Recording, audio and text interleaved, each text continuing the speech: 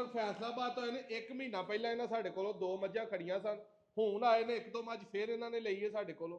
1 ਮਹੀਨਾ ਪਹਿਲੇ ਦਾ ਰਿਸਪੌਂਸ ਤੁਹਾਨੂੰ ਦੱਸਨੇ ਆ ਕਿ ਕੀ ਸਾਡਾ ਆਇਆ।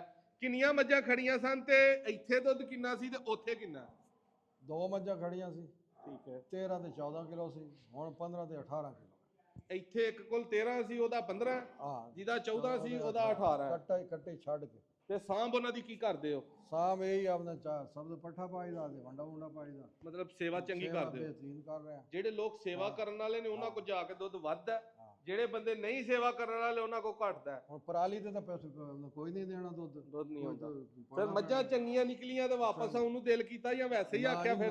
ਨਾ, ਮੈਂ ਤੇ ਹੋਰ ਲੈਣੀਆਂ ਨਹੀਂ ਤੁਹਾਡੇ ਤੋਂ। ਅੱਛਾ, ਹਾਂ ਇਨਸ਼ਾਅੱਲਾ। ਬੰਦਾ ਹੁਣ ਠੀਕ ਲੱਭ ਗਿਆ ਤੁਹਾਨੂੰ? ਬੰਦਾ ਲੱਭ ਗਿਆ, ਇਤਬਾਰ ਅੱਲਾ ਭਰੋਸਾ। ਆਪਣੇ ਫੈਸਲਾਬਾਦੀ ਭਰਾਵਾਂ ਨੂੰ ਕੀ ਪੈਗਾਮ ਹੈ? ਪੈਗਾਮ ਇਹ ਹੈ ਕਿ ਅੱਖਾਂ ਬੰਦ ਕੇ ਆ ਕੇ ਆਓ ਭਾਈ, ਅਗਰ ਤੁਹਾਨੂੰ ਕੋਈ ਇਸ਼ੂ ਹੈ ਤਾਂ ਫੈਸਲਾਬਾਦ ਦੀ ਮੈਂ ਜ਼ਿੰਮੇਵਾਰੀ ਚੁੱਕਦਾ। ਅੱਲਾ ਫੜ।